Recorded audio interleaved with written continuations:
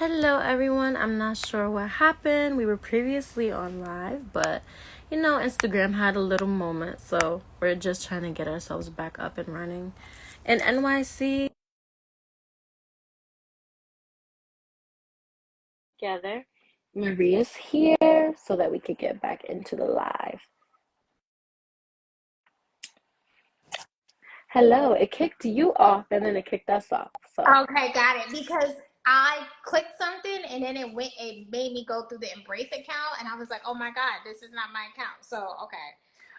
All right. So back at it. So, okay. I heard the last. So we are talking about booked and busy being balancing work-life balance. And I know that's what we was talking about. Good thing we only got kicked off at the beginning because right. we could start off over. But all right. So let's kick into it. But I heard what you said. I could hear you, but I couldn't. Okay. So I love what you said. And I think about someone told me this a couple years ago, and I think it's so important. And I haven't been able to do this in some time because I've been working from home since 2020. I'm even prior to that, but she said when you come home from work or your day, she said take an hour for yourself. Yeah. I remember she was like, take 1 hour for yourself. She said, I don't care what you need to do. And she was talking about like rubbing your feet down with coconut oil. And I think that is great. But whatever, I think it's important that at the end of your day, you take 1 hour for yourself or you take a moment to decompress. One of my girlfriends, she says like, and I'm like this too. I can't like from my live, you see how I'm working and this is work for me. I can't go straight to sleep after this. I need a moment to decompress. I'm probably gonna get something to eat. I may rewatch the live if I feel like it, or I may do something that has absolutely nothing with work. Actually, there's something I want to watch, so I'll probably watch that and then go to sleep and kind of go like that. That's good. I feel like after people get home from work, it's like, no, I need a rest so I can go to work again. But it's like, no, like you just have to find out your sleep schedule. That's really important, especially with the work-life balance. You got to figure out a good sleep schedule for you. But that hour, cherish it. Take that time to do something completely unrelated to work. Even if, like I said earlier, just sitting and enjoying a candle and just, even if it's silent and you're just breathing, that's still personal time. Yeah. So that's what I Or would be say. on the phone with somebody. Oh, that hour is good. I'm good to be like, ha, ha, ha. Oh, I love a Kiki. little Kiki on Like, the phone while best friend. it's like Yes. that 1 little hour. You know what it is? You got to pay attention to your soul. Your soul will tell you, girl, you need to decompress. You need to take a moment. And maybe it might even be on your way home from work. That's another thing, too. Don't underestimate that. Maybe like, let me stop at this spot. I used to do that all the time. If I had like a long day at work, baby, I was up at H&M, Zara after work, and it would be like 7, 8. I would be running in because I knew Zara would close at like 9. I would run after work, like, let me just get into the Zara store. So even that might be a moment to decompress. You don't always have to go straight home. Like I used to be at Forever 21, Zara, shopping, Saks, and sometimes I would just walk around Saks. I knew good and well I didn't have Saks money that day, but I would just walk around after work and take a moment to decompress. So I think that's important, is take a moment to decompress after work. That's really good. That actually goes into the next question that I had. So, can you share some practical tips or some strategies for effectively managing your time and your priorities when you're trying to, figure out your work-life balance? Girl, I know I have a lot to say on this one. So everybody get your pens and your paper ready. This is because I'm going to give you strategies. And Okay. it's a long list. First, have a calendar, right? I think people just try to remember things. I'm like, no, put it on my calendar. Like for example, I had a meeting today with someone and she was inviting me to some event. I was like, girl, send me the calendar invite. Because if it's not on my calendar, it's not real. Like it doesn't exist. So I think have a calendar. 2, plan ahead. Plan ahead and stop waiting for last minute for everything. So what I do is I look at my calendar for the week following the week before.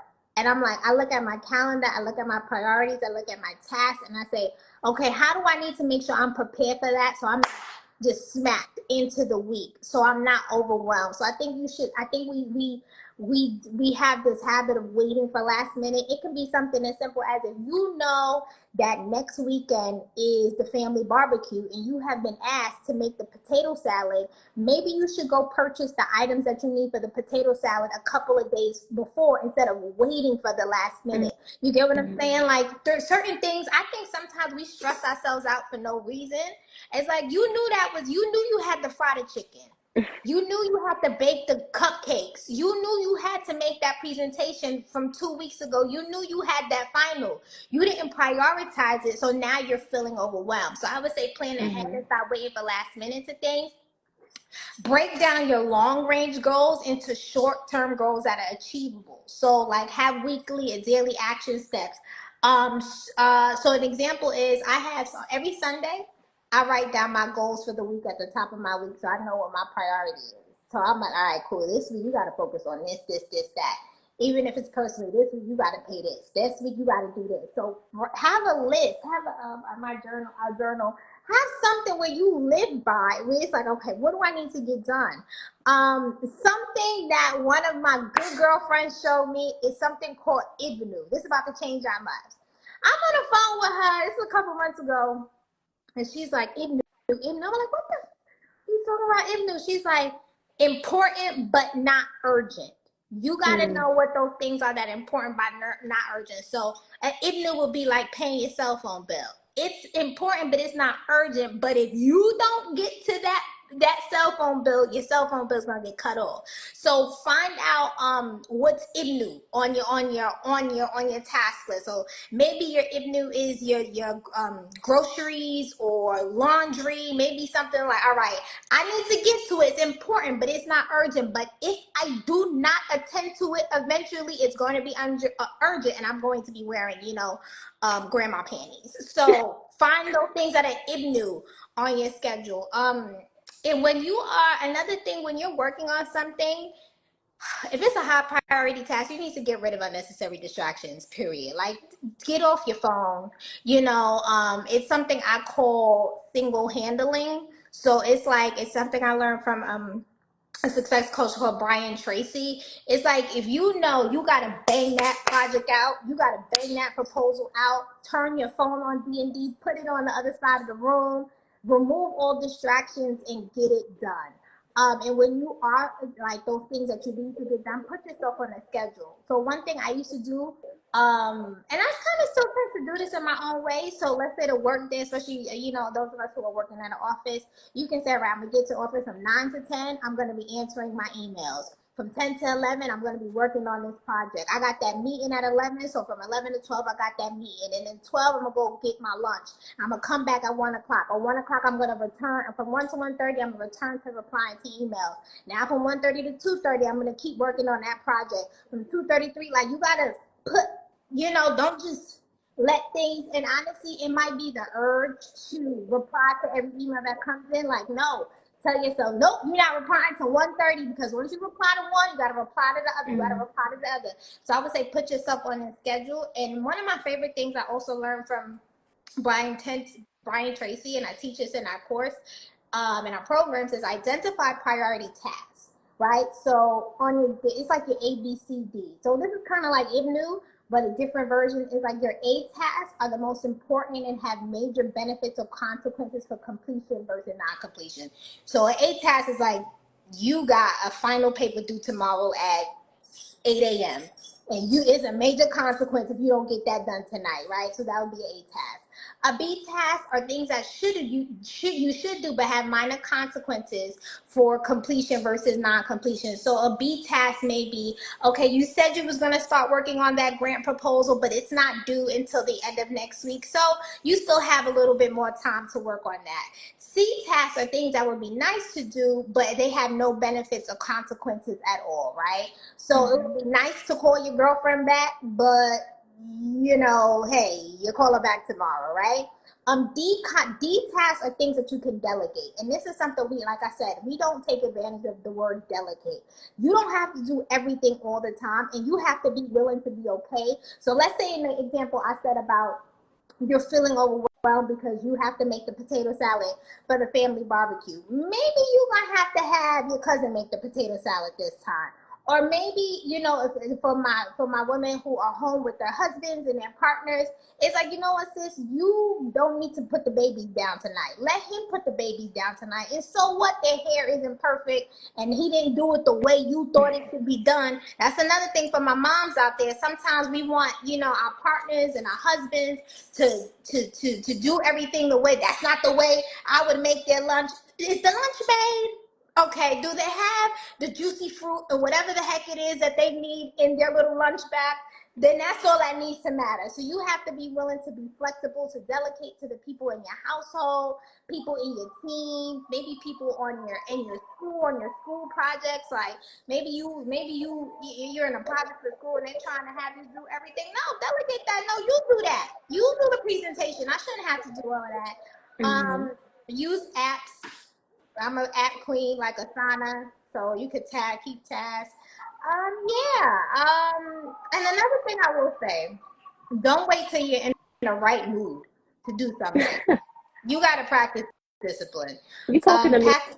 directly right Yeah, now. I'm talking to you that you can't wait until you're in the mood. Girl, I can't wait till I'm in the mood to write a grant proposal. I can't wait until I'm in the mood to answer these emails. Sometimes I'm like, let me get to it. You have to just get yourself in you gotta do it. So what you do in them times when you don't feel like it, make the mood like, all right, God, I don't want to write this proposal, but I'm gonna play my music, I'm gonna light my candle. I sit sometimes and I have a great view from my balcony. I'm like, let me put my stuff together. Let me get a green juice, whatever your cup of coffee. Make the mood right so you can get it done, and think about how you're gonna feel when it's done, and reward yourself with a treat when you complete certain tasks. Like, yeah, I finished my finals, I finished my exams, or I finished that project. Girl, go get yourself a coffee cake or something.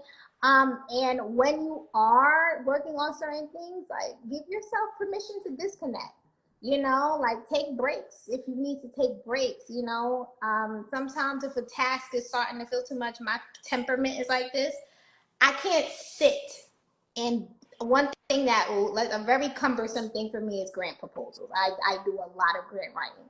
I can't sit in one day and bust out a grant. It will exhaust me. So I take breaks. I come back to it tomorrow. So you need to also know that about yourself and your temperament. Because again, you wait for last minute. But see, I could take breaks because I know that the grant proposal isn't due for another 2 weeks. So I can take a break and come back to it. So I think you want to give yourself permission to take breaks, have fun, take a nap.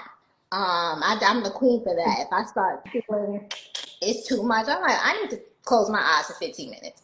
So yeah, those are my little practical ways for people to balance work life. I'm pretty sure Ibnu, if y'all ain't remember nothing, remember Ibnu. Like, important but not urgent. Okay, important but not urgent. So tell me, I would love to hear, because you have a lot going on. What are some Mm-hmm. practical tips and strategies for work-life balance? I feel like our tips and tricks are pretty similar, but Mhm. for me, I can write down, like I can journal for like personal things, but when it comes to my tasks, for some reason, it just doesn't register when I write it down. I'm an app girly. I'll use my notes app, or Asana does help for me personally, and I like to map it out for at least like 2 to 3 weeks out. And of Mhm. course, I'll adjust it as things change in my life. But I'm like, okay, I know I have work from this time to this time. I want to do A, B, and C. I know this bill is coming up. Okay, so I need to make sure that I have the money for that or this. Or it's like, okay, at the end of the month, for the most part, every month, I like to do something nice for myself. If it's just like a trip to Forever 21 or like, get that new foundation at Sephora. So Mhm. that's something that I pencil in too. So I just feel like adding the tree on really does help. It makes me want to write my stuff down and get Mhm. things done. And another big tip of mine, oh, can you I see think me? you're there. You're there. Oh, I hear you. I see the Embrace Her Legacy sign, but it's okay. I'm just going to keep Okay. going. another big tip for myself when it comes to being booked and busy, I do like to delegate. And I feel like it's a hard for people to do that, but sometimes in my home life, especially like how you're like, oh, like make sure that you have the chicken out or that you have things Mhm. cooked. There's some times where I like to do overtime at work. So it's like I might not be able to, but I do live with a bunch of amazing other women. So I'll Mhm. text my cousin and be like, hey, would you mind taking out the chicken for me? Because I know it needs to be cooked later. Mhm. Or can you set aside some mop water, like make the mop water so when I come home I could just mop. Little things like that really makes it a lot easier for me to unwind when I get home. It's like don't be afraid to ask for help because people are there to help you. Mhm. And understanding how you work best. So for me, if I'm writing an essay, for example, I'll set aside 2 hours to like, get most of it done. And then I'll take like a 30-minute break, Mhm. whether it's a nap or I have a meal, just because I cannot sit and do that for 2 hours. Like it's Yeah. gonna kill me. Or even if I have to stand while writing, I have a taller desk so that I'm just not sitting, I could type and Ah. stand. Mhm. Like figuring out what works for you. Mhm. And if you don't take away anything, take away this. The same way that people will talk about the gym when it comes to motivation versus discipline, Mhm. even though we don't want to do it, we know that we have Mhm. to. So it's like you need to get over that, like, oh, I don't feel like it, I'm feeling lazy, I'm procrastinating. You know that it needs to get done, so just do it. Yep. One, think about, like how you said, think about that feeling of when it's over. It's like, oh, one less thing I need to worry about. Just focus on that end goal. It's like, all right, I'm Mhm. going to do this and I'm going to be cool once it's over. So that's what really motivates me. It's like, all right, once this is over, I don't got to worry about it anymore. So that's what definitely helps me. That's pretty much it. And I agree about the egg roll for sure. It's important, but it doesn't need to get done right. Yep. Okay. That's why I could wait till tomorrow. Right. But make sure it gets done tomorrow. Okay. Exactly. I do have an important question. And I feel like we don't really talk about boundaries when it comes to work, but how do you set those boundaries between the work life and the personal life, especially when you're working from home? Whew, I know that's a lot of us, especially in these last couple of years. I set office hours. Like, I says, yeah, no, y'all can text me all y'all want in the morning. Maybe you're not hearing from me till after 10:30 a.m. Maybe Mhm. after 11, because that's my time. Like I have, so I think it's important to have a routine. I have morning and evening routines, and I set office hours. There are certain days I said, well, I'm like, I'm not working until 12. I'm not getting in front of my computer till 12, and I'm gonna be in front of my computer from 12 to 6. And that wasn't easy for me to get there, but I'm like, I know myself to know my level of productivity in an hour will outdo what other people could do in 6. Like, you get what I'm saying? Mhm. So I think it's important. I know I'm an entrepreneur and I have flexibility on my schedule, but I think it's important to set office hours, and after a certain time, work shut your work off. Like, don't wake up if you know you work from home and you have to be in front of your computer at 9 a.m. Don't wake up at 8:55. Wake up a couple of hours early. I think the stats prove that most people who are rich. I read this study. I forget the book. I think it was in Terry Savelle's Boys, Dream Independent, Live It, where like most, or it was one of the books. I've read a lot. As you can see, I have a whole bookshelf behind me. But the study I remember said that wealthy people tend to get up 3 hours before their workday starts. So if you know your workday starts at 9, okay, maybe you don't want to wake up at 6, but wake up at 7. Like that's their time Mhm. to debrief, spend time with God, journal, read your Bible, whatever, work out, uh, you know, whatever, Have a coffee, do your regular, morning routine, yeah, you know. yeah, so I think it's important to have some sort of morning routine so all right, I have time. So that way, if when you wake up at 8:55 and you gotta be at work at 9, you feel frazzled, you don't feel your best, you're like, you're trying to be on the Zoom, or trying to act like you are being productive, and you're not, you still putting on your lipstick because you just woke up, you're still brushing your teeth. So I say wake up earlier. Then you have to report to work, have a morning routine, have an evening routine, set strict office hours and boundaries about that. And then working from home, have a space in your home where it's your work from home space, so that, if it's the dining table, if it's another room, And so that's be like your workspace, so you can come in and out of work. Like, okay, when I'm sitting here in this part of my house, I know I'm working, right? But there's other places in my house where I'm just chilling, kicking it. So I have a designated workspace. And honestly, another thing I do, I treat it like treat it like in an office. In the office, I would take lunch breaks. I would take, water breaks. So I think taking breaks, getting up, walking around is very important. Don't answer personal calls or texts while you're working if you're really, really busy. Call them back later. Yeah, and then I focus on my priorities for today. And there's certain days where, like I said, work trumps personal, where I'm like, my phone, I'm like, I'm not taking no calls. That was at the top of the year. I was very busy. I had like 1,000,001 proposals to write and all these other things. So baby, my phone was on D&D all day because I needed to get things done. And I'm like, if you love me, you'll understand. I'll get to you tomorrow. So I think that's important, is to focus on your priorities daily, so you know what your work like. Sometimes your personal might be a little bit important if something's going on in your personal life. Maybe if someone who has children, maybe your family, your partner, maybe your friends, or something like that. Yeah, focus on that day. Yeah, so that's what I would say in regards to that. What about you? For me, I have worked at home with you Mm-hmm. for Embrace, and that was my first time working from home, and honestly, doing the school thing and working from home, it just didn't feel. I don't. I, it was hard for me. So it's like how you're saying, like, oh, don't wake up at 8:55. There were times where I had all the materials ready for, let's say, our Monday meeting, but I'm waking up. Let's say the meeting's at 11. I'm waking up at 10:30, Mm-hmm. and even then, I'm like, I'm on the meeting, but I'm like, I'm here, but I'm not here. Like, I'm Mm-hmm. still tired. I didn't even get to have a coffee yet. Like, I have a headache. Like, so I feel like taking the time, even if it is at least an hour before, Mm-hmm. to get yourself ready, because you can really show up as your best self. And now I don't start work until 7 o'clock, but I like to wake up at like 5, just because I want to be able to sit.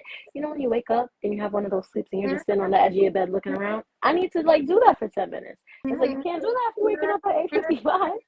So I feel like that's super important with my 9 to 5 that I have like outside from home. For me, once that 5 o'clock hour hits, it's over. No more work stuff. I'm leaving. That's it. Mm-hmm. I manage my time and I'll write things down on my phone. Like, okay, I know that I need to do X, Y, and Z before I get out of here today. I need to make sure that it's done. For me, I like to have all my stuff done by 4 p.m. so that that last hour, if anything arises, then I can get it done and I can leave on time, because I'm an advocate for getting out of work on time, unless I'm doing Mm-hmm. overtime. And I feel like sometimes jobs could take advantage, like, oh, but when you get home, you can figure that out, or you can do X, Y, and Z, or you can answer that email. But it's like, no, I'm working from 9 to 5. Anything work related should be in those hours, and after that, it should be my time. And I feel like that's really important, and you should always advocate for your personal time in that regard. There will be times when you have a big project or something where you might need to take in that extra time afterward, but if you can manage your time properly, it definitely can be done. And if it's important to you, like we said before, you can make it happen. Tomorrow is actually my best friend's birthday. And funny enough, my job is like, oh, like we need you to do overtime, XYZ. And I was like, unfortunately, I have prior engagements and I can't. And to be fair, I'm not the only employee. So I know that they can find somebody else. So it's like, being open. No is a complete sentence. No. So being okay with saying, no, not today, but I can do it another time, but just not today. So I feel like that's super important. And working from home, to go back into the question, I feel like, people are always watching, or they know. All right, for us, social media, it's like if something doesn't come out at 12:30, you're like, hello, what's going on? So it's like, just make sure that you're on top of your stuff. If you're working from home, yeah, try your best not to answer the personal calls and texts, because I know that if I get on the phone with my best friend, I'm getting wrapped into that. So it's like the work is gonna fly over here. So it's like, definitely make sure that if you are in the work hours, make sure that you're really prioritizing your work, because the personal life will be there right after. Yeah. That's pretty much it. Good. I love that. And don't be afraid. Like me and one of my good girlfriends, when she was working from home as well. It would be 2 o'clock in the afternoon. And honestly, we would be doing a lot of the times in the day, helping each other with work stuff. So she'd be like, girl, I need to say this in a corporate America way. Like, how can I say these people are tripping in a corporate America way? I'm like, this is how you're going to frame the email. So, yeah, I think working from home has its advantages like that. So I would say don't be rigid too. So yeah, there are times, like I said, me and my girlfriends, we would be on that phone. I'm talking to my homegirl Ibnu at 12 o'clock. And she's like, what you doing? And I'm like, girl, she's like, well, let me tell you, and we'll start branching out ideas and stuff like that. So I think like try to be flexible, but always be responsible when you're working from home. I like that. Flexible but responsible. Mm-hmm. Okay. So there's people that work from home. There are people that are either going to college or even going to work inside the office. So how can someone make sure that they're taking care of their mental and their physical well-being while handling their busy schedule? Learn to say no. It's a complete sentence, okay? Learn to say no. You can't be everything to everyone all the time. Now, I will say this. While learning to say no, you got to know when to learn to say yes too. Like, you got to know, you have to discern, and I'm talking to Gen Z, when it's time to say yes to a certain opportunity. When I was an intern, and when I was starting my career, 17 years ago, I can't believe 2007 was 17 years. I worked, and this is before social media was like Twitter and MySpace and Facebook back then. But like, there was no virtual. So I worked full time. I worked pretty much full time, had an internship part time, and then had school full time. I was balancing 18 credits in Long Island. I didn't have a car, so I'm taking the Long Island Railroad back and forth into the city. And it's like I wanted it. So I learned to say no to, I started learning to say yes to certain opportunities. Especially that was my senior year. So school, as long as I got my schoolwork done, I was doing my schoolwork. But then, maybe if I was participating in a dance club or whatever, I'd be like, no, I can't do this dance event with y'all, even though I used to do it prior to these two. I used to do it prior as I participated, but now, you know what? I want to focus on my career. So now I'm saying yes to going to the video shoot. Now I'm saying yes to staying a little longer at the internship. So learn to say no, but also because you can't be everything to everyone at the time, but learn when to say yes. And like sometimes, oh God, and when you're young, you can do that. When you don't have and I don't want to say real responsibilities, but when you're young and you do not have the children or the spouse to answer to, take advantage of that time. Like, man, I was tired, but I loved it. I was coming home on the Long Island Railroad from the city back to Long Island. It's 10, 11 o'clock at night, but baby, I loved it because I was going after my goals and my dreams. So I would say, like, man, be passionate about something. You would be like, dang, I didn't get no sleep, and I'm coming back, studying, doing finals and all that other stuff, but I wanted it. So I would say that, like, learn when to say no, but also learn when to say yes. Have boundaries and be honest with yourself about what you can maintain. Some of us like to say yes to everything because we're people pleasers. You can't please everybody all the time. So when your family asks you to make the macaroni and cheese, maybe you just got to say no. Like, you want to be a woman of your word, right? So for me, I'd rather someone say no than someone say yes and then pull out last minute. That lacks integrity to me. That frustrates me. Everybody in the world, I'm about to say America and wherever you are listening to, this generation, we got to do better at being people of integrity. And what does that mean? Not only doing right when no one else is looking, but doing what you said you were going to do and being a man or woman of your word. This generation has to get better at that. We are flaky, we are irresponsible, and it breeds insecurity, and people cannot trust you. I may not feel like making the damn mac and cheese, but because I gave you my word and said I was going to make the mac and cheese, I'm going to do it. I may not feel like answering your email or helping you with that project or coming to your house and helping you Sometimes I coach young women, and I don't feel like being on a Zoom with you right now. I wanted Netflix and chill, but I made a commitment to my mentee and said, I was gonna help her with her college essay. So, baby, I'm gonna do it. So, generation, everybody, baby boomers, millennials, Generation Z. I think they starting over with the Alpha generation. All of us, we got to do better and be people of our word. I'd rather you tell me no, I cannot do it, than say I'm gonna do it and then you flake. You gotta do better. We gotta do better. Mm-hmm. So that's what I say. Walk with integrity. Because sometimes, like, if you can't, and if you have that feeling, if someone asks you, "Hey, can you babysit my kids?" Or, "Hey, can you like I said, make the potato salad. Hey, can you help me with this report? Hey, can you help me with my college essay?" And you already feeling overwhelmed, say, "You know what? Let me think about it. Let me get back to you." Mm-hmm. Before you say yes, and then people are waiting for you to show up and you do not show up. That is a pet peeve of mine. And I've been experiencing a lot lately. And I'm like, why do people not have integrity? So that's something that frustrates me. And making sure, like, pay attention to your body, pay attention to your spirit, like, pay attention. Sometimes that's God in you telling you, no, girl, you're not supposed to be doing all of that. Mm-hmm. Stop over committing yourself. Like, sometimes I don't know what it is. Like, no, I'm not doing that. No, I don't need to explain you. No, I'm not available. No, I don't want to, so be comfortable with that.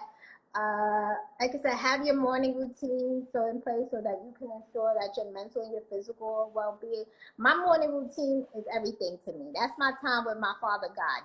Nobody's coming in between me and His time. Like, I'm like, that's nice. So if I don't have my morning routine, if I don't spend time with God in the morning, if I don't give Him at least 10 minutes of my time, I ain't right for the rest of the day. So if I'm not right, nothing else is right. So I need to make sure He comes first. That's my foundation. That's my grounding.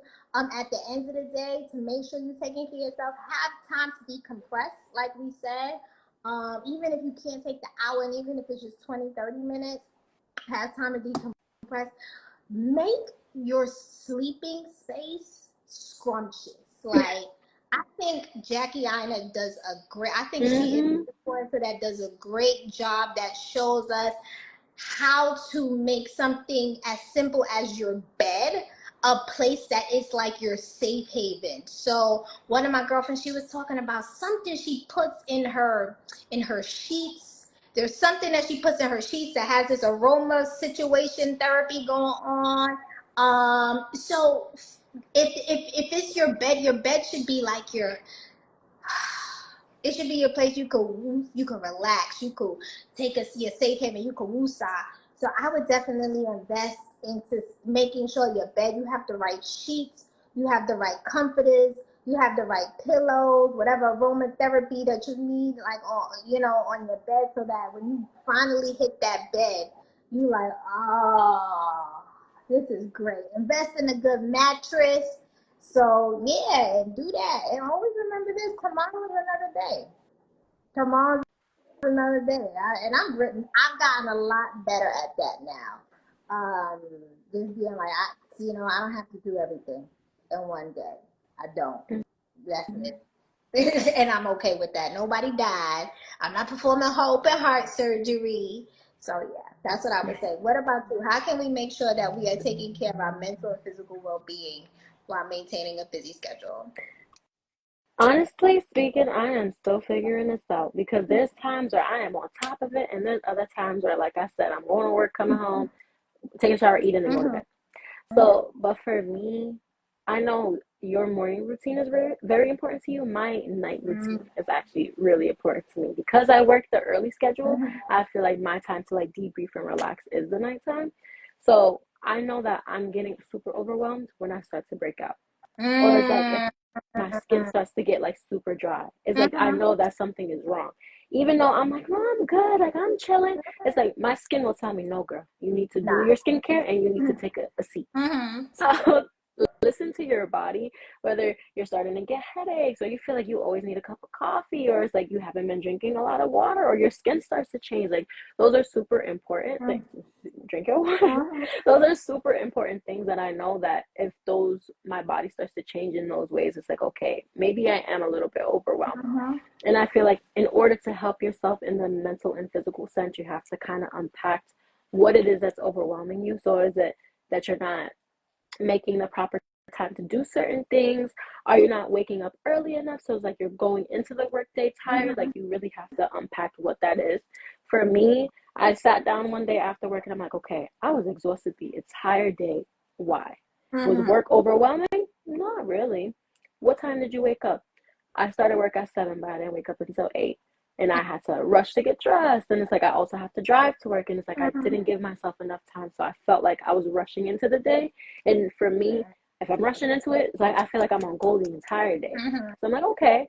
So like those little things really do matter. Sit and talk to yourself. You the CEO of your life. So sit down and be like, okay, what did we do? What did we do today? How can we figure that out? For mental, like I said, 9 to 5, once 5 o'clock hits, like the work stuff is shutting off.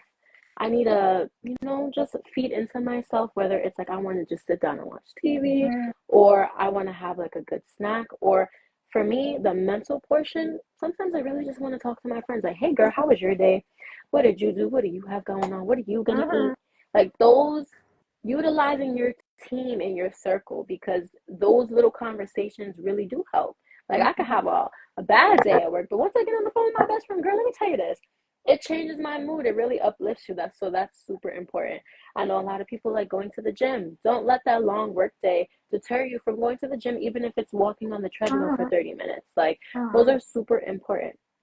I feel like the best way to maintain a busy schedule is, of course, to block out appropriate time for you to be sleeping, the amount of time that you're going to be at work, and what you could do in the time that you have left.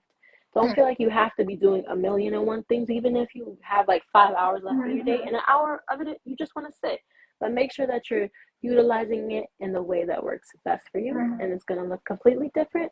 And don't let anybody tell you that you're using your time in a bad way, like your personal time in a bad way, because it's yours, it's personal. So don't let anybody try to dictate how you use it. I love that. And two, like something you said, Isis, that I think people fail to like getting things done the night before will help you for the next day. So if I know I have like an early meeting where I have to leave my house the night before, I'm already thinking about my outfit so that in the morning, because that will frazzle me in the morning. If I'm, oh my God, what am I gonna wear? And I got to think about the room that I'm in. I'm conscious of that. I don't walk into every room the same, and I mean that in a way that certain rooms I'm like, all right, this is going to require a certain level of decorum professionally. So let me make sure I have, the certain outfit to work with that. I'm not going to walk in that room with a red lip.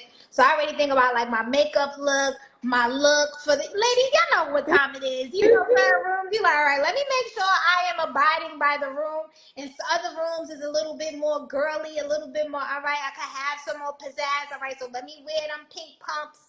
So I think planning from the day before helps so that you don't feel mentally overwhelmed. One of my good girlfriends, she gets frazzled and she will she will call me, she'll be like, girl, I need your help with my schedule. I'm good at scheduling. I'm good at managing people's lives.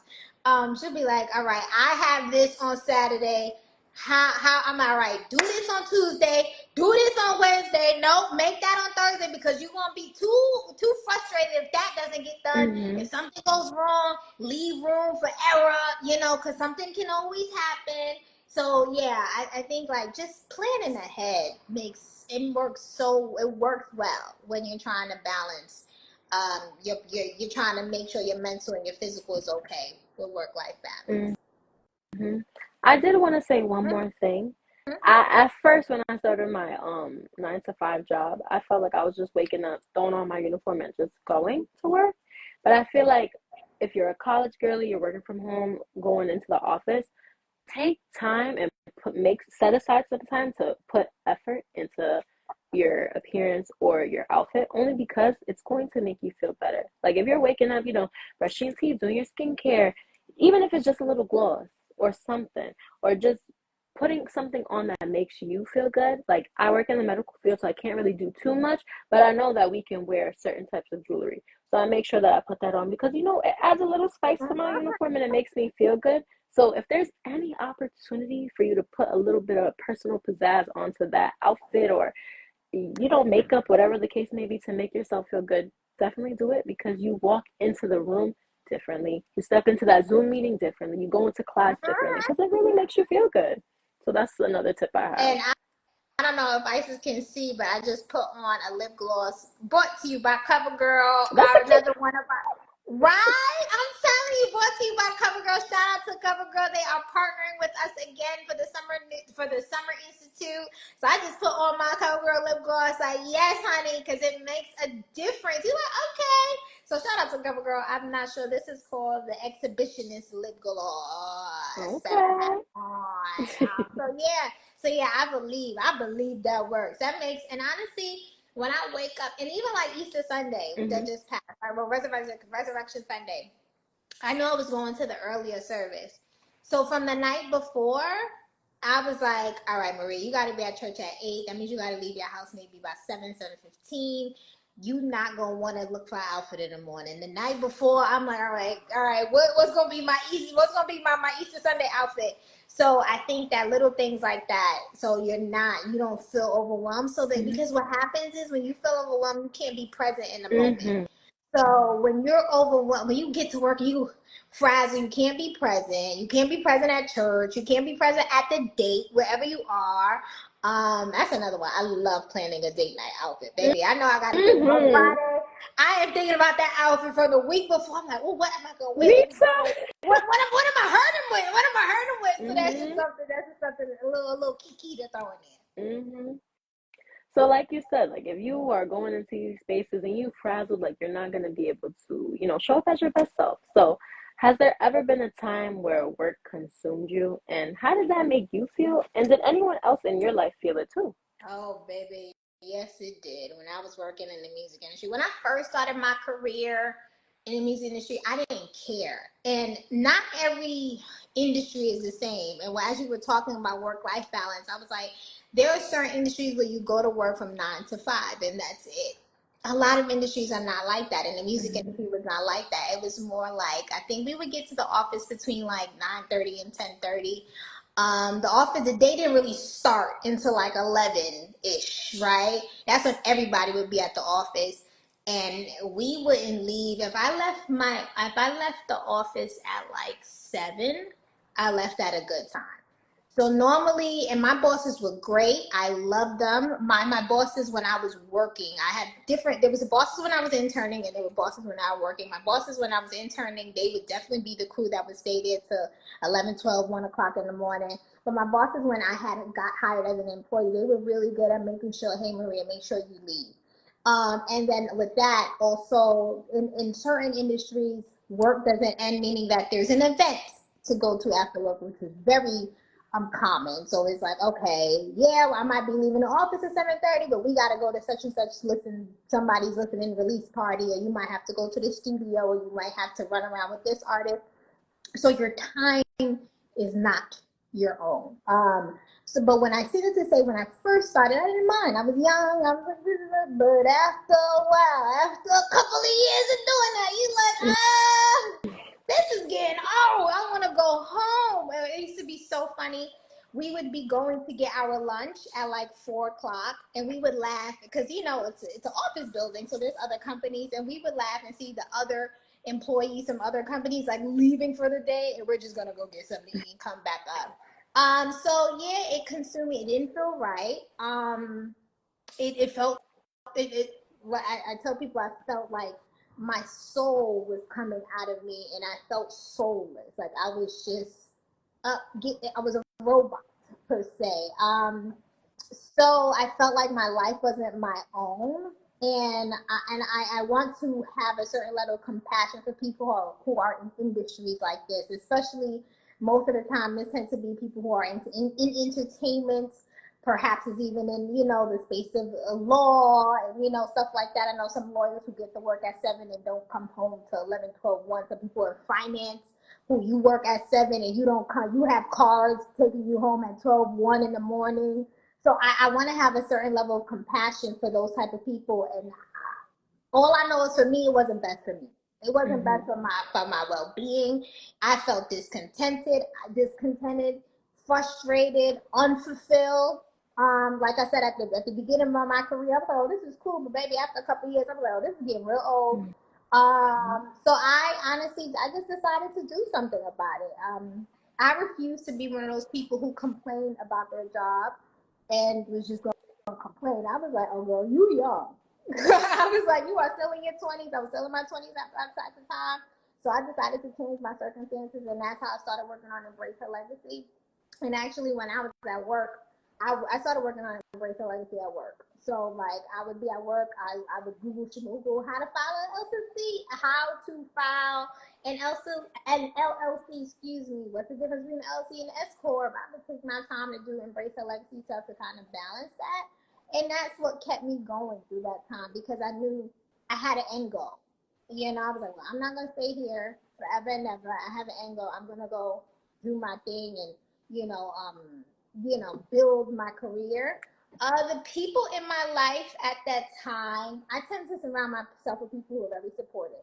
At the time, I was in a relationship, and, I give him his credit that he never made me feel like work was coming before him. Like, he never, and honestly, we would balance it out. So we would find ways to make time with each other. We knew, okay, Sundays was going to be our day, or, I would come over after work some nights and stuff like that. So he, I give that person his credit. He was always super supportive. My family was always super supportive. They understood the nature of the game that I was in. Everybody knew she's not available at 2:00 in the afternoon. So I will say, yeah, I was great. I'm blessed enough that my friends, my family, my ex at the time, he was very supportive. Yeah, but they probably felt my unhappiness.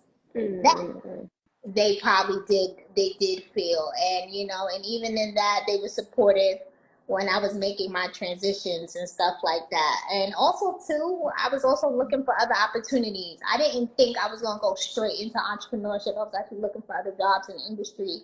So that got me through that time, an end goal. I remember, you made the decision, you're not going to be here after such date. What's going to be your game plan? So for somebody who's in that situation, I just want to encourage you that if you're not happy, listen to your spirit, listen to your soul. My soul was speaking to me, and my soul was like, girl, your time here is up. It is expired. And it's time to make the changes so that you can. One of the things I wanted was work-life balance. I did not have it at that time. That industry, like I said, it was very demanding. I'm expected to be available at all hours, all the time. And I was like, but we're not performing open heart surgery. But certain industries are highly demanding, and it's the culture, and it's expected of you. So if anybody's in that space, I just want to give you compassion and try to make the best of it. And if you're not happy to the point that is making you feel, your soul is aggravated, do something about it. 100%. What about you? Have you ever felt overwhelmed at work? A time, it consumed you? How did it make you feel? I feel like as of recently, like within the last like 3 to 4 months, I've definitely been feeling it a lot more because my position at work changed, and I felt like I was taking on more work. And like I said earlier in the live, I like to do overtime because I'm young. I don't have kids. I don't really have crazy responsibilities. So it's like if I want to go and make my time and a half, I can do that because even though it's not the best thing, when I see that check when it comes in with a little overtime, I'm like, okay, cool. I do like it because I'm a luxy girl. I like to buy things, and I like to be comfortable buying these luxy things but still getting my bills paid, So I felt like within the last 3 months taking on that new role and still trying, like juggle everything and still, trying to make extra money too. It was like, oh my gosh, like I am tired. Like I found myself drinking a lot more coffee. I found myself like for me, I love getting my nails done. I wasn't getting my nails done as often. I wasn't going to get my hair done as often. And I'm just like, these are things that are a priority to me. And it's like, how can I sit up here and profess like, oh, these are important to me, where I'm not even doing them? And I know a lot of people are like, oh, it's just hair, it's just nails, but it's like, these are things that I admire. These are things that make me happy, like the physical portion. So it's just like, why am I not doing these things? And I'm in a relationship, and he didn't necessarily make me feel bad about it, but it would be more so like, I can see that you're tired. Like, I can see that if we're going on a date, you're having fun, but you're not fully there. It's like, because I know you're thinking about, I'm ready to go to bed. And he was like, there's nothing wrong with that, because I know that you're tired. But he was like, I wanna hang out with you, and I wanna do things with you and have you be fully engaged. And he was like, and I don't wanna feel like I'm asking so much of you. And I was just like, wow, like, I've never had anybody address me in that way when it came to work, because I never had anybody that cared, or a spouse that was like worried about that. And I'm like, okay, first of all, big girl, big girl relationship, one. And two, I'm like, okay, if other people are noticing it and I've been feeling it on the inside, now I'm like, okay, now it's time to make a change, because I'm the same way. I might be feeling tired, but I'm not going to openly complain. I'm just, for me, I just thug it out. I'm like, this is just a season, it'll pass. He made me realize, like, no, you have the opportunity to do something about it. You just took on a new role. You can go to your higher up and be like, hey, I'm taking on this new role. I'm feeling a little bit overwhelmed. Like, how can I, make this work for me?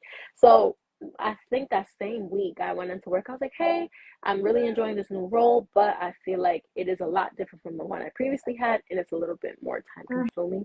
And we spoke about it, and she was like, okay, I've been there before. Like, this is how I feel like you can do it. I started doing it in the way that she described. It wasn't working for me.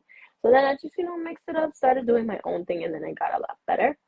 And I felt like, because I was taking the time in the morning to wake up, to give myself the time to just sit and breathe and be like, okay, I'm awake, have breakfast. I feel like that's an important part of like fueling your body and starting your day, to feel like, okay, I'm not just a worker. I'm Isis. I'm a human. Like, there's more to me than just work. And I feel like for those few months, I was like, the only thing I can do is work. Like, no, the date, we can do that next week. Or like my friends, like, I'll hang out with you. We'll go to like, a little happy hour next week. And next week kept coming and coming. It's like, whoa, like, you have a life. And I'm like, I'm also young. Like, this doesn't have to be my everything, you know? So I feel like having good people in your circle that can see when you're shifting and see when you're changing and can call you out on it comfortably, that really helps me a lot. I truthfully thank him for that, because I'm like, you know what? I've been feeling it, and I was like gonna push it to the side, but I'm like, if you're seeing it, I know it's a real problem that I should be addressing. And that's it. I just feel like work is only, like I said, only a part of your day. But who are you outside of work? What do you like to do outside of work? What makes you feel fulfilled outside of work? Think about that. And that can really help you get out of that little, work funk.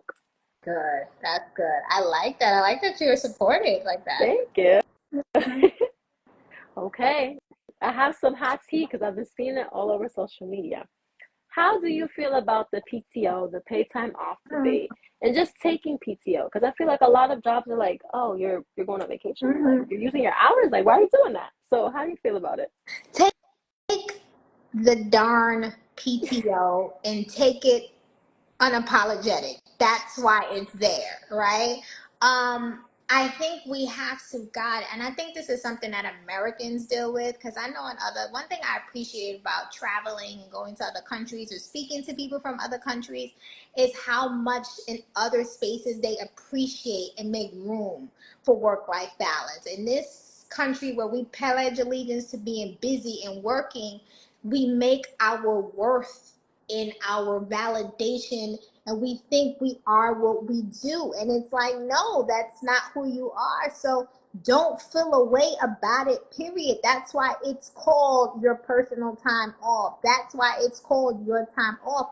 So I think that it's important that in the beginning, how can I say this, at the beginning of your career, watch it, because you're building your career, right? And you're building your name. I will say that at the beginning of the year, at the beginning of the career, you want to be mindful about building your reputation.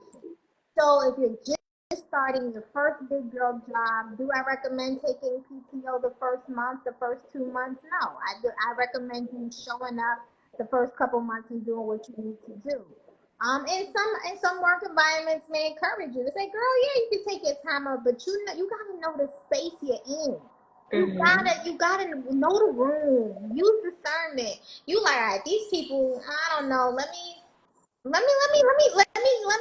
set my strong foundation here before I start to make certain type of moves. So I understand that. However, and a comma, as you progress in your career, and as you start getting these big girl jobs, where it's like you have respect on your name, put the dang on PTO and keep it pushing because you earned it. You paid your dues at the beginning of your career. Yes, you're gonna have to pay your dues. No, you shouldn't be. I want to say the first 6 months. I think that's a little too. That's a little that's taking it a little too far. But the first couple months, set your strong foundation, show up, do your thing. But after a couple months, yes, it's okay to take time off. I would definitely do like the 3 month, the 90-day rule to try to keep it. Mm-hmm. But like I said, because me and my girlfriend, we were talking about this the other day, and it's like I'm grown, I'm very grown, and she was talking about being very grown as well, and she was just like, I'm taking my time off, and even that.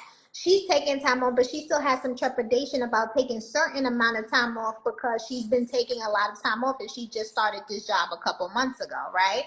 And his life situations are happening. So I think it's important. If let's say you're someone who travels frequently, and you're about to get on this new job, be in part of your contract when you sign on to a job is like, hey, I travel at the end of the year with my family doing this. I need to make sure that I have this amount of PTO. We don't know. A closed mouth does not get fed. So if you want to negotiate a little bit more of PTO, maybe you say, all right, this is my salary, but can I have 5 more days of PTO? And negotiate that, especially like I said, as you grow in your career. When you're just starting and you're earning your stripes and you're paying your dues, you may not have the flexibility to do that. But as you grow and as you start, like I said, you're paying your dues, you keep the receipt. Yeah, communicate that at the beginning and say, hey, I'm gonna accept this job offer, but just to let you know, I'm also going to I need these many days of PTO. I travel or whatever. And with the PTO, as long as you're being responsible and you're following protocol. So if your job says that you have to put in a request 2 weeks before, do the 2 weeks before. If you know you're going on a vacation for a week, make sure you're not leaving your coworkers hanging. Make sure you leave them with everything that they need done, any projects, and yeah, don't feel guilty about it and enjoy the time off. Turn off your work phone. Don't look at your emails if it's your time off, and stand on business on that. What about you? For me, for my job when I started, they had like a probational period. So basically like a 90-day trial. So I feel like that's a good time frame to be like, okay, like now I can start taking PTO because we had a new girl start and when that 90-day hit, oh, the PTO request was in. And I was like, you know what? I respect it because as soon as you hit that 90 days, the hours load in into like your employee account. Mm-hmm. So it's like they're there for you to use. So it's like, hey, Mm-hmm. go ahead and do it. I think on social media, it's funny they call it like preparing the others instead of Mm-hmm. PTO, personal time off. So I'm like, that is true. Like you're putting in that request so that you could prepare your teams to have things, Mm-hmm. done when you're not there. I don't think it's a bad thing. I feel like it goes into like the work-life balance. Like you can't always be at work all the time. Like you Yeah. deserve that vacation.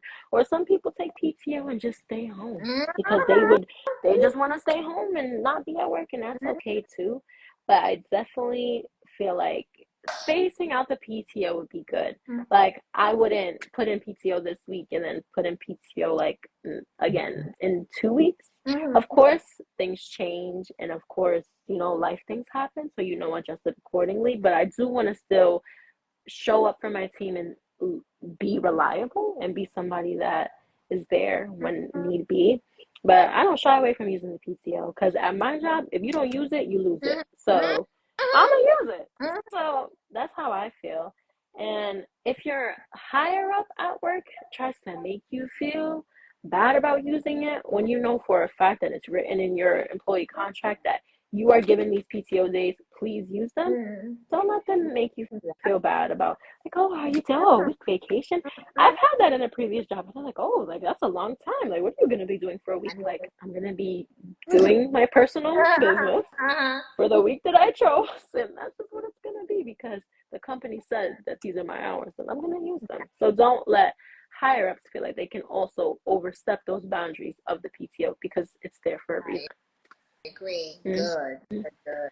Closed mouth don't get fed. Closed mouths don't get fed. I do have a question. I know it's getting a little late, so I don't know if you feel like wrapping up. But in the PTO sense, I know that a lot of people are like, oh, jobs require you to give 2 weeks before you quit. But when they fire you, it's right away. Ooh. So how do you feel about that? I was thinking about that while looking at the PTO question. Do you feel like you should give your 2 weeks or you could just quit on the spot? Okay.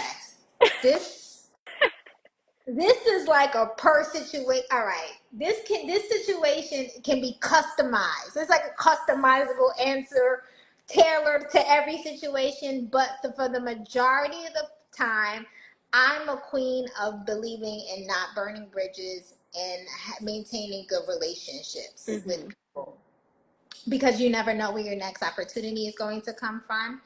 I think it's irresponsible and I know they can fire you on the same day, but for me, I like my name to be good anywhere.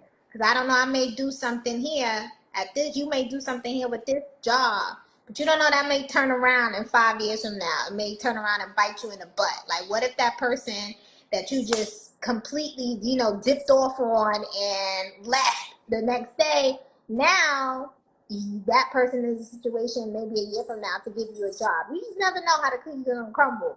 So I try to maintain professionalism and steward my relationships and my reputation well.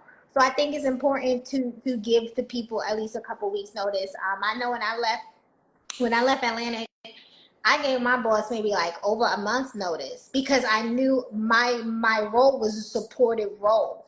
So to have someone come in and take over my role is not something that was just going to be done overnight. And I really respected my bosses. And I'm like, no, I'm not going to do this to them. Like, may have felt frustrated with the culture in the whole company, but them I had respect for enough to say, nah, I respect you enough to let you know I'm not gonna be here after this date. Let's start making sure that I prepare whoever is going to take my space so that you don't feel overwhelmed, because it's not fair to them, right? So I'm supporting them. I manage their calendars. I do their flights. I do their expenses. I'm helping them with these promotional tours. I'm working with the artists. I'm doing this. That's not fair for y'all to, and that's not fair to my teammate at the time, because now it's gonna fall on him.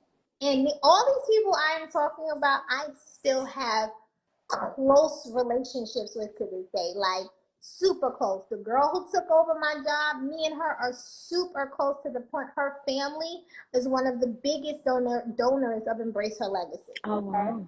See, that's what I'm saying. You never know. I didn't know EmbraceHerLegacy was going to be a nonprofit, but imagine I would have been, shady. We would have been here 10 years later. The person I'm talking about, my coworker, my old coworker. He's someone that I consider almost like a brother. He is amazing. When I was last year, when I was in Houston, I'm like, he's in Houston. I'm like, bro, I'm in town. He's like, Copper, we're going to go here. He gave me an opportunity, which led to doing some more consulting work. So it's just like, and I know he's somebody I could call a drop of a dime, and if I need something, he's there. My old bosses, we follow each other on social media. They invite me to events. Your relationships are the network for life. The older you get in your career, I'm going to put y'all on here. It's not what you know, it's who you know. You are now, when you get to mid and senior level in your career, your jobs are probably not going to come because you applied. They're going to come because somebody referred you. That's how you're going to get in the door. And if you're one of those people who just flops and walks away from opportunities because you were in your feelings, that's going to follow you. People are like, nah, I can't rock with her. Boom, you never know where your next opportunity is coming from. So I say that to say, my answer is try to live with integrity and give the people 2 weeks. Make sure you leave everybody good, and yeah, and yeah, I would go with that. And there's certain situations where it might not go like that, but I think those are the exceptions to the rule and not the rule. Mm-hmm. Okay, what about you? What would you say about that? For me, I'm guilty. I've quit a job on the spot before, but I will get into why that was. For me, Okay. I'm big on leaving a good mark. I really like to give the 2 weeks. I was working at a retail store for a little bit, and I loved that job. I really did. But after a while, I feel like the company and how they were shifting to, like cater to the newer generation, it just wasn't aligning with me anymore. And I feel like it was taking a toll on me personally. And I'm like, you know what? It was a good run. I learned a lot, but it's time for me to take my next step. And I did, what normal people do, like, hey, like, here's my 2 weeks, blah, blah, blah. And it was they were like, oh my gosh, like you're leaving. But because I gave them the 2 weeks, it gave them time to find someone else. Enough time for them to come in for me to, like, help train them. And to this day, following those people on social media, they're like, oh, like, how are you? Let's go and grab a drink, stuff like that. Still having good relationships. If I needed a reference letter or something else along those lines, like I know that those are the people that I can reach out to and they can vouch for me because I left on a good note. Now, there are going to be times where some jobs might have you a little messed up. I would suggest that you still give your 2 weeks if it applies. Now, in my situation, I was working not a retail, it was more food industry. And my manager was known to have a particular attitude with some of the workers. And I was working in the kitchen, which is something that was new to me. I've never worked in a kitchen position. I was mostly like host and, front of house. But I was like, I want to try something new, learn something new. And it was taking a little bit of a while for me to get adjusted because, of course, with food, it's very particular. You have to prepare things properly, all that good stuff. And one day I went up to my manager and I was like, hey, I have a question because I know we got this new product and I want to make sure that I'm, preparing it properly because we usually have protocols. And they were like, I don't understand why you feel like you need to come up to me and ask me a million and one questions. Like, it should be self-explanatory. Have you never cooked before? And I'm just like, oh, okay. And I'm just like, and I'm being respectful. I'm like, of course I've cooked before, but I'm like, I know that there's different safety protocols for the job particularly. And I'm like, this is something we've never had here before. So I want to make sure, I'm handling it properly, or is there a certain number of pieces that need to be presented to the customer? Because I know, like, every job is different. And the manager basically was like, well, you need to read. I'm not helping you. Like, I don't understand what the problem is. Like, everybody else feel like they can get it real quick, but I don't understand why you can't. And I was like, well, they were here when there was training. I wasn't here that day. I wasn't scheduled for work that day, so I didn't get to have that training. So I'm like, that's why I'm coming up to you.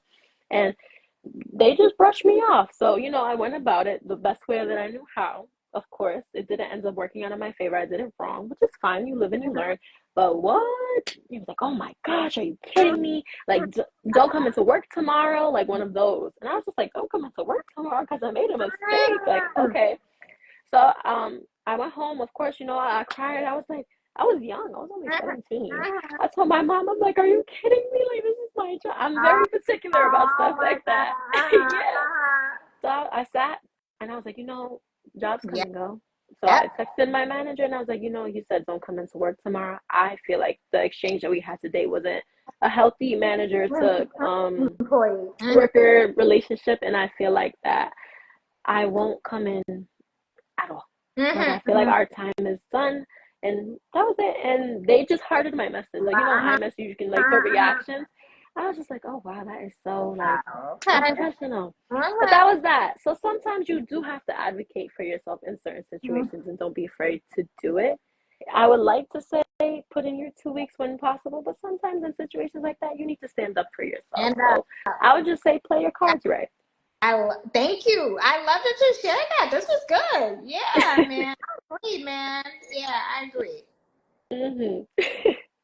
But it's not 22. It's getting late. I don't know if we want to wrap it up. I do have one last because I see that we have two more questions about putting your personal life in a healthy and positive way while making sure work doesn't. I think honestly, what it comes down to it, y'all, to make sure you're putting work, but you gotta communicate with the people in your personal life. Hey, and I think we said that, like, communicate. If someone in your life is feeling like work is coming before them, you have to then ask yourself what your priorities are, and that's the older you get. I think it's important to listen, especially when your partner, your man, your girlfriend, your boyfriend, is starting to express that. I think it's important to hear them out. You want them to be supportive, but also make time for them. I was just watching Insecure. I'm rewatching Insecure, and there's a season where one of the characters, Molly, and her boyfriend, like, she's constantly putting work in front of him, constantly putting work, and you can tell it's frustrating him. And let me tell you something about these men. They don't speak up. Don't speak up. So your man will mentally check out, and then one day what's going to happen is you're going to get the, I don't want to do this anymore. You're going to be like, what the? And then what happened is, like, and I'm not saying it's right, but it's like he's checked out already, right? Because sometimes, again, you got to know, I tell people, you got to know your man. So pay attention to that. Like, is he really okay with every time you ditching him from work? Sometimes they're not. Sometimes they're not. Like, would you be really okay if every time your man ditched you for work? So pay attention to that and communicate with your personal life and the people in your personal life when work is taking a little bit more priority, and have systems in play. Have designated days. Like I said, in my previous situation, we had Sunday. We knew Sunday we were going to be together come hook or crook. Sunday was our day. So I think you should definitely have boundaries and communication around that. Yeah, is there anything else you want to add about, making sure you put in your personal life first? Um, I would just say, yeah, like you just have to have systems in place. You have to have discipline because you have to get things done and you want to, have the personal life too. But I don't know, like I just feel like the amount of hours that you have to work for. So it's like making sure that you can map the other amount of hours out, like what can be done. Communicating with the people in your circle, your managers or your higher ups, because they matter too, and they do play a role in how like the work experience is for you. And just setting aside days, like how you had the Sunday for your significant other, setting aside maybe like a Saturday for your friends, or just like a Sunday for you, like where you just do whatever you want. Or I know a lot, of course, you're not working 7 days out of a week, you have off days. Like, how are you utilizing your off days? Like, just making the most out of your day. And when I say making the most, not just boom, boom, boom, I'm doing something, but just doing something that fulfills you and makes you feel good. I feel like that's the most important part of the life part. And just don't let work consume you, because jobs come and go. You were not put on this earth to work. You're a human. You are more than your job. You are more than that 9 to 5. So just make sure that you remember who you are, and be happy with who you are. My pastor taught us something. He said God put us in this earth.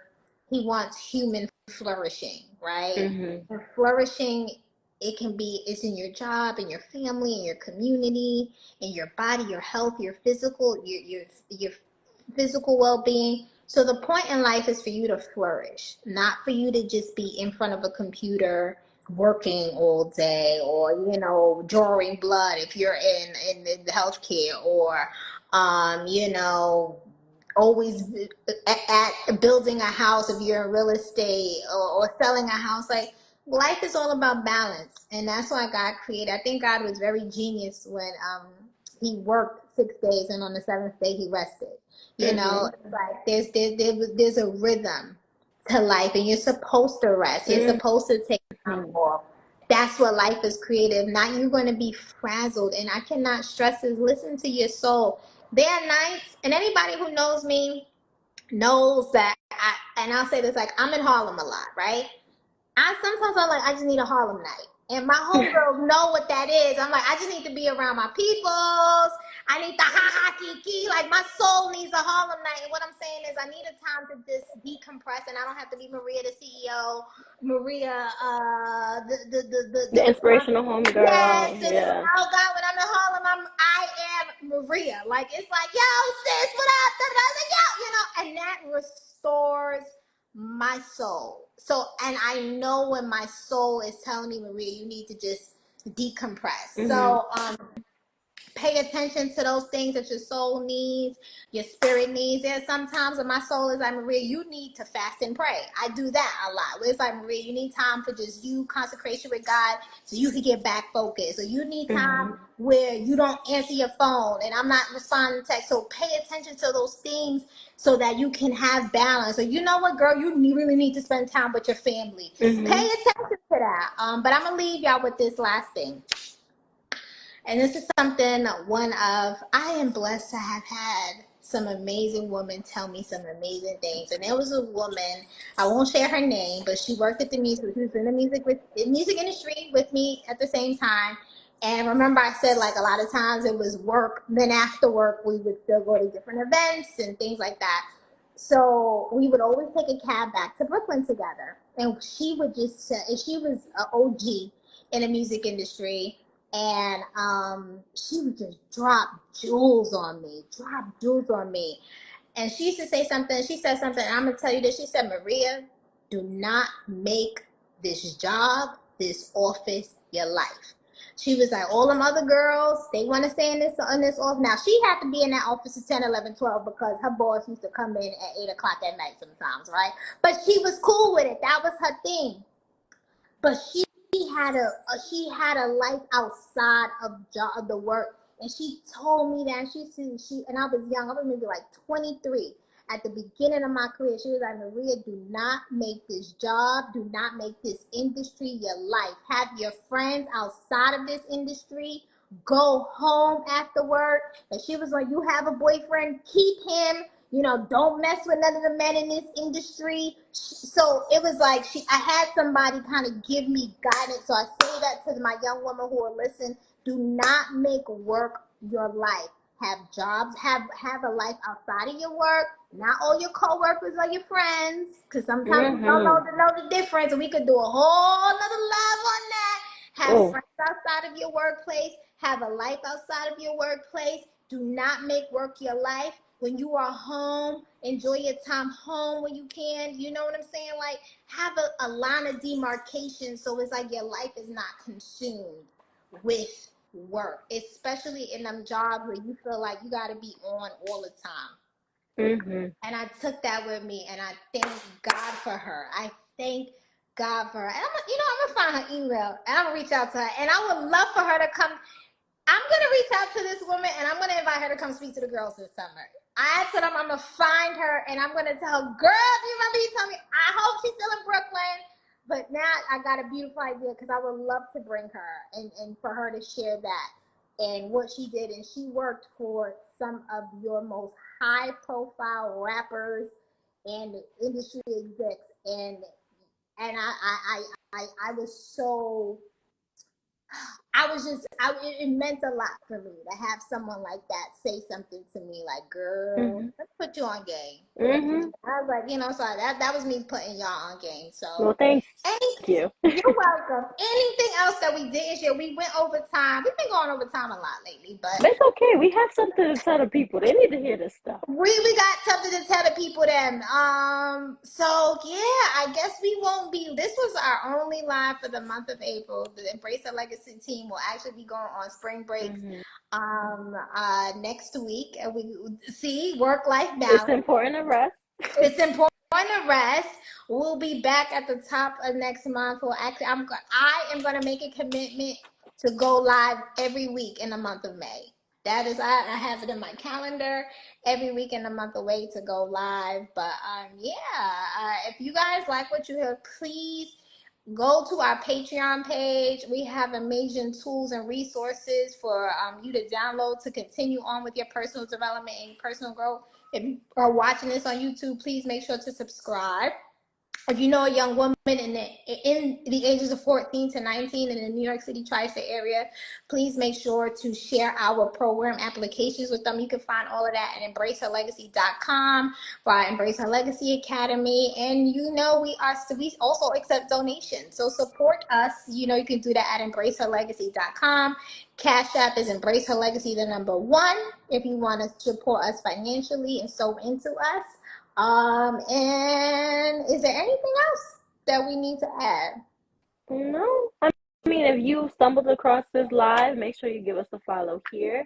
If you have any suggestions for the next live, our DMs are always open. Or if you ever have any questions, we could always, shout you out, do something like that. And that's it. Keep being amazing. I hope April's good to everyone out there. Yeah, that's it. All right, all right. Well, good night, everybody. We hope you enjoyed. Thank you for rocking with us. Another Embrace Her Legacy live show on the can, and I see y'all when we finally hit that stage and we got a big, big live show. I'm speaking into existence, baby. We got that network deal, and we out here. All right. Good night, everybody. Bye.